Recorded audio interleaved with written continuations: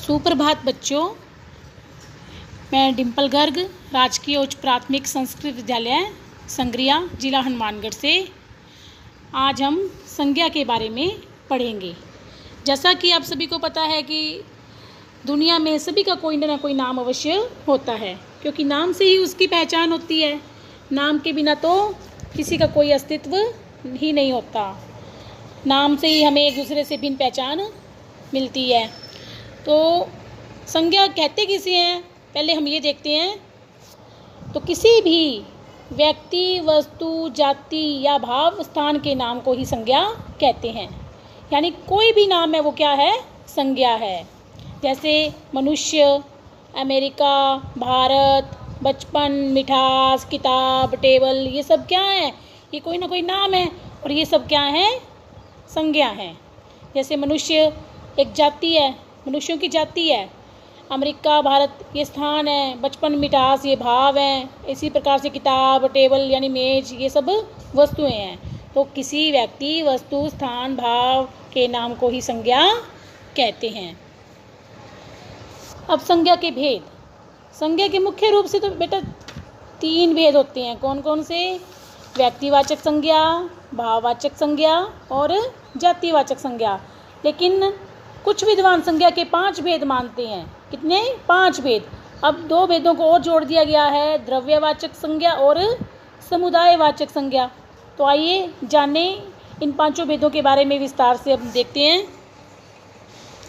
सबसे पहले है व्यक्तिवाचक संज्ञा। व्यक्तिवाचक संज्ञा किसे कहते हैं?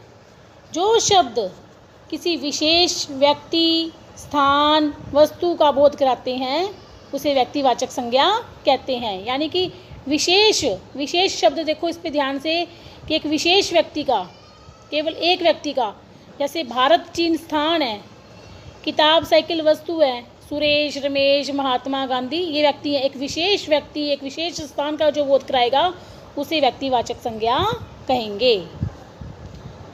अगला है जातिवाचक संज्ञा। अब देखिए इसको, जो शब्द किसी व्यक्ति, वस्तु, स्थान की संपूर्ण जाति का बोध कराते हैं, एक विशेष व्यक्ति का नहीं बल्कि उसकी संपूर्ण जाति का बोध कराते हैं, उन शब्दों को जातिवाचक संज्ञा कहते हैं। जैसे मोबाइल, टीवी, गांव, स्कूल, आदमी, जानवर। देखिए अब आदमी, जैसे इसमें आदमी है, अब आदमी कोई भी हो सकता है, चाहे तो वो अमेरिका का हो, चाहे भारत का हो, चाहे आपके गांव का हो, चाहे किसी और शहर का हो। इसी प्रकार से जानवर है, जानवर भी कोई भी हो सकता है, शेर, कुत्ता, बिल्ली। स्कूल कोई भी हो सकता है, सरकारी भी हो सकता है और प्राइवेट भी हो सकता है, कोई भी हो सकता है। गांव इसी प्रकार से। तो एक पूरी जाति का बोध कराते हैं, संपूर्ण जाति का बोध कराते हैं, इसीलिए इन्हें जातिवाचक संज्ञा कहते हैं। तीसरा है भाववाचक संज्ञा। जो शब्द किसी व्यक्ति, वस्तु, स्थान के गुण, दोष, अवस्था को बताते हैं उसे भाववाचक संज्ञा कहते हैं। देखिए कैसे, जैसे बचपन, बुढ़ापा, मिठास, मोटापा, तो ये सब क्या हैं? ये भाव हैं। जैसे मैं आपको लाइनें बता रही हूँ। आम की मिठास मुझे ललचाती है, मुझे सबसे दोस्ती करना अच्छा लगता है, मुझे पढ़ाई करके बड़ा होना है। तो ये ना तो किसी व्यक्ति का नाम है, ना ही किसी जाति का। इसे केवल हम अनुभव कर सकते हैं। मिठास, दोस्ती, पढ़ाई, मोटापा, बुढ़ापा, ये सब अनुभव किए जा सकते हैं। तो ये सब किस में आएंगे? भाववाचक संज्ञा में आएंगे। भाववाचक संज्ञा को केवल हम अनुभव कर सकते हैं, इसे हम छू नहीं सकते।